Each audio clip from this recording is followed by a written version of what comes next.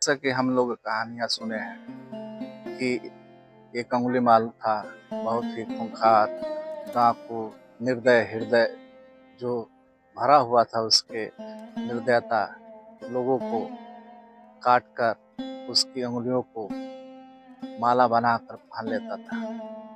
एक बार इतना भय हो गया कि कौशल नरेश के दरबार में राज्य के लोग गए और फरियाद किए कि हे महाराज, इस डाकू से निजात दिलाइए। तो वो उनकी जो कथा है, तथागत बुद्ध जो है साक्षात करुणा और दया के अवतार थे।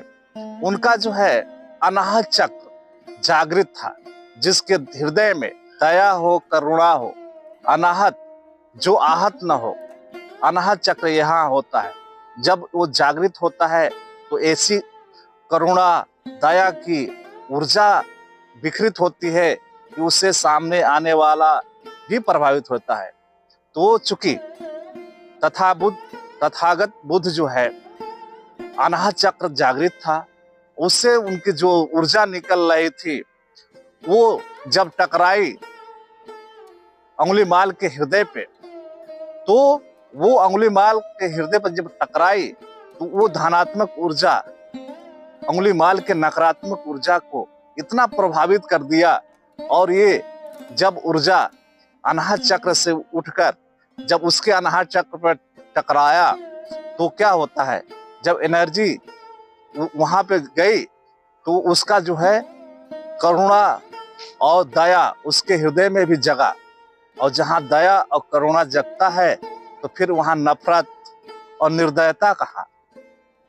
उसने देखा कि चारों तरफ जो पेड़ पौधे जीव जंतु है सब मेरा है, क्योंकि जब करुणा का द्वार खुलता है तो वहां पे बस सब कुछ अपना ही दिखाई देता है। जो हम में है वो जीव में है, वो पक्षियों में है, पेड़ों में है, प्रकृतिमय हो जाता है। तो फिर का नफरत, सिर्फ वहां पे करुणा, दया, प्रेम। और जहां करुणा और दया का बिखराव होता है वहां पे नकारात्मक चीजें जो है निर्दयता, नफरत कहाँ रह जाती है। तो जब वो देखा अंगुलीमाल, उसका हृदय में जब अंकुरित हुआ प्रेम, दया, तो चिखने लगा, चित्कारते हुए अपने कुकर्मों का लेखा देखा। तो वो इससे प्रभावित होकर गौतम बुद्ध के चरणों में गिर गया। यह परिवर्तन था, महान परिवर्तन एक निर्दय हृदय का।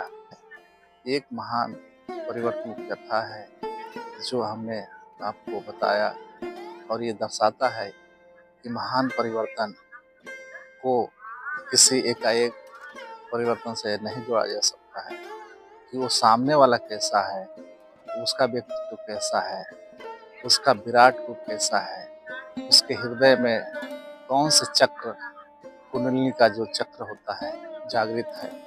चूंकि गौतम बुद्ध जो है उनका अनाहत चक्र जागृत था, और जब अनाहत चक्र जागृत होता है तो करुणा, दया, प्रेम का विस्फोट होता है।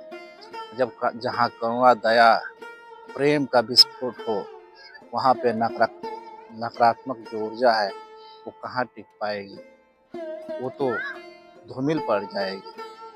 चूंकि गौतम बुद्ध करुणा दया के भंडार थे, जो ऊर्जा निकली अंगुलीमाल के हृदय पे पड़ा तो उसका भी हृदय करुणा दया से जब भरा तो अपने कुकर्मों का जो फल था उसने देखा और भयभीत हो गया। उस भयभीत होकर वो गौतम बुद्ध के चरणों में गिर पड़ा। तो ये कहानी महान परिवर्तन की थी कि गौतम बुद्ध ने बिना हथियार चलाए अहिंसा से किस तरह से एक निर्दय हृदय को महान परिवर्तन में बदल दिया, और उनका जीवन भर वो अनुयायी परम भक्त बन गया। धन्यवाद।